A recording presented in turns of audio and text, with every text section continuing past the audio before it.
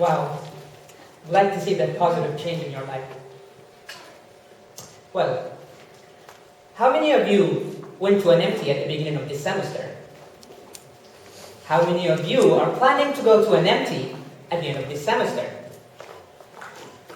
Well, then probably you're going to be familiar with some of what I'm going to say. A few days ago, I went to an empty. It was dinner time, and everybody seemed happy. Then, the professor invited one fun and loud friend for a drink. My friend happily accepted. He drank and drank until he got very drunk.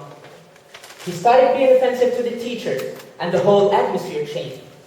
We had to go earlier to the guest house as it wasn't fun anymore, and was getting awkward. Why do people justify bad habits, such as drinking, with good activities, such as socializing? By the end of my presentation, you will get to see alcohol differently, and maybe try to find a replacement for it. When I first came to South Korea, I had many culture shocks. One of those many shocking things is that there are similarities between the two cultures. Ladies and gentlemen, let me introduce to you one very important side of Yemeni culture. It's these 3 leaves. A less harmful version of marijuana that more than 70% of Yemeni people are chewing from the afternoon till the evening.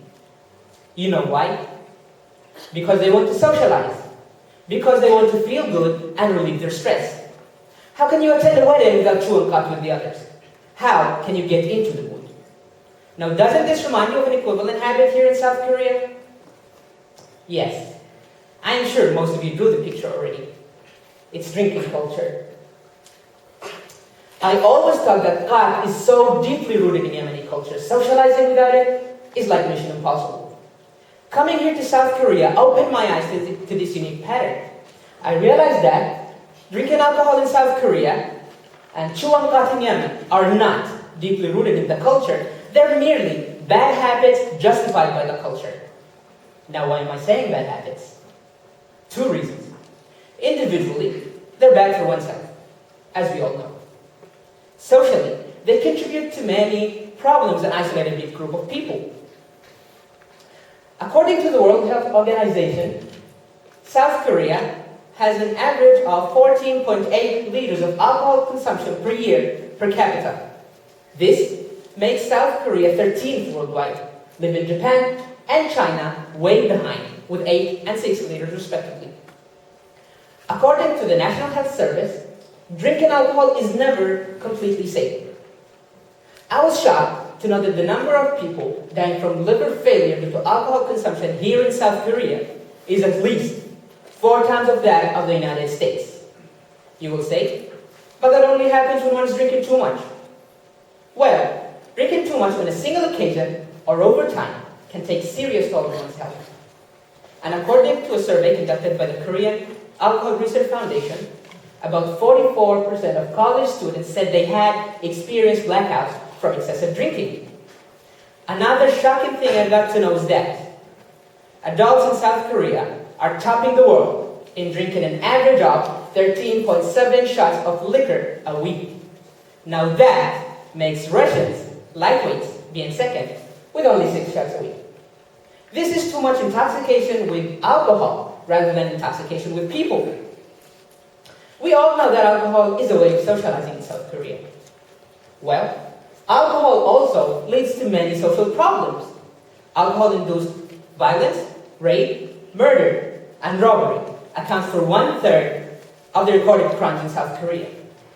Did you know that 25.6% of Koreans are non-drinkers? Pretty high, isn't it? Alcohol culture is the main reason for isolating a big portion of this group of people too.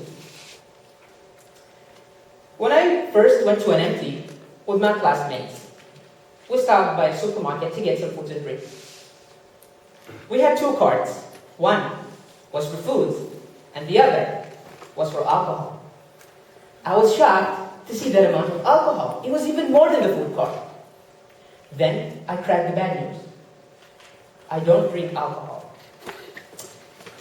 My shocked friends insisted, but that didn't work. I still had the power of being young, and young decided to get intoxicated with friends, not alcohol. They found a solution for me. A big bottle of milk I was supposed to drink and get wasted with. It still wasn't awkward. In fact, it was so much fun. Some people say they feel more open, outgoing, and less pressured when they grab a beer. Well, what about those 25.6 who don't drink? Of course, how outgoing someone can be differs from a person to a person. But again, I think alcohol is just an excuse. It's reminding me of the saying, a lie told often enough becomes the truth. If you think the tipsy or drunk cool version is someone you cannot bring up while sober, then you're probably going to be alcohol prisoner. Instead, trigger that inner cool version of you, only this time with milk. In the end, whether you're going to intoxicate yourself with people, not alcohol, now it's time for you to make a decision. Thank you.